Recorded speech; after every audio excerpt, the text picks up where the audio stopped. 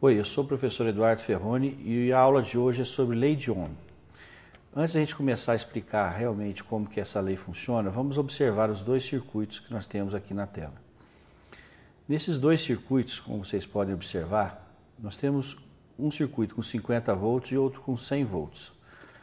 Ao aplicarmos a mesma resistência nesses dois circuitos, o que vai acontecer com a corrente elétrica? Bem, se vocês perceberem, ao aplicar a mesma resistência, no circuito que tem 100 volts, a corrente elétrica é 2 amperes.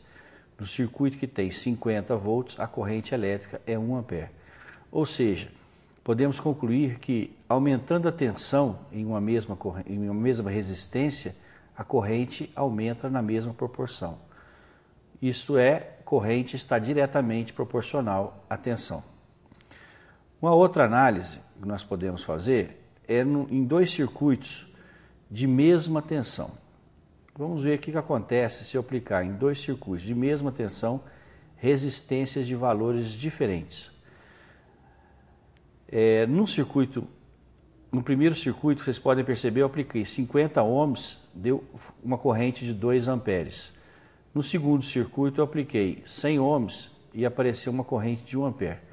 Eu posso concluir então que a corrente ela varia inversamente com a resistência, ou seja, aumentando a resistência eu diminuo a corrente elétrica. Essa conclusão isso faz concluir que quanto maior a tensão, maior a corrente elétrica num circuito. Quanto maior a resistência, menor a corrente elétrica nesse circuito.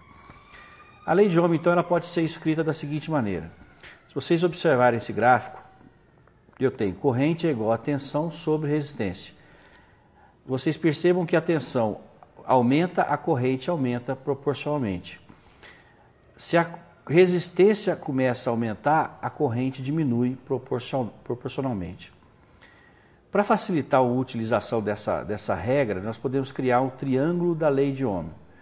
Ou seja, você desenha um triângulo e coloca as três grandezas, tensão, resistência e corrente. E para obter o resultado, ou seja, para obter a fórmula, basta colocar a mão em cima do valor que você quer calcular. Por exemplo, quero calcular a tensão, eu cubro o V, eu percebo então que a resposta é R vezes I. Se eu quero calcular, por exemplo, a corrente, eu cubro o I, eu vou perceber que para calcular o I é V dividido por R. E assim, dessa maneira. Resistência elétrica não existe condutor perfeito. Um fio, ele tem uma resistência elétrica. Um fio, então, ele consome energia. Vamos ver como é que calcula essa resistência em um determinado condutor. Para a gente fazer essa analogia, vamos imaginar um cano de água. Observe dois canos de água. Um é longo e o outro é bem curto. Em qual deles a água passa com maior facilidade? Bem, vamos fazer uma analogia então agora, fio elétrico. Uma lâmpada está ligada num cabo curto, a outra está ligada num cabo longo.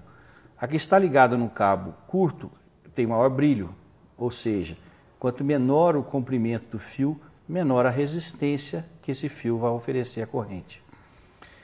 Essa é a nossa primeira conclusão. Vamos pegar agora dois tipos de canos diferentes, um grosso e um fino. Qual que a corrente vai passar com maior facilidade? Bem, fazendo analogia aqui com as lâmpadas e a tomada, num fio grosso, vocês podem perceber que a lâmpada acende, tem maior brilho. Podemos concluir então que quanto maior a seção transversal do fio, maior a corrente que passa por ele. Mais fácil a corrente passar por ele. Vamos pegar mais dois canos de água. Um deles colocaremos alguns objetos. O outro nós deixaremos livre. Qual deles vai passar maior quantidade, mais facilmente a água? Obviamente nós podemos concluir que o que está livre, a água passa com mais facilidade. Então nós podemos concluir que duas lâmpadas ligadas numa rede, uma com fio de níquel, a outra com fio de cobre, vocês percebam que o cobre acende mais, ou seja, tem uma intensidade luminosa maior. Quer dizer que o material também influencia na resistividade do fio. Então nós temos três características: material, comprimento e a espessura do fio. Alguns materiais oferecem menor resistência, por exemplo, o cobre, ele oferece menor resistência que o níquel. A essa resistência damos o nome de resistência específica ou resistividade, e nós representamos pela letra grega Rho. Essa conclusão nós podemos fazer então que um cabo, quanto maior o comprimento do condutor, maior a resistência, maior as perdas. Quanto maior a seção do condutor, ou seja, a espessura desse fio, menor a resistência. E a resistência depende do material. Fio de alumínio, fio de cobre, no mercado existem vários materiais. Nesse gráfico existe uma tabela, nós podemos mostrar que a resistência então é a resistividade, que é o Rho, vezes o comprimento L, dividido pelo S, que é a seção transversal do condutor. E aqui nós temos uma tabela com vários materiais que mostra a resistividade. Vocês podem perceber, por exemplo, que o alumínio, o cobre, ele tem uma resistividade bem pequena, que é em torno de o zinco, por exemplo, tungstênio, carbono, alumínio, bronze, mercúrio. Todos têm uma resistividade, cada um com um valor diferente do outro. Bem, espero que com essa explicação de lei de Ohm vocês possam ter compreendido como que aplicamos isso aí em circuitos elétricos.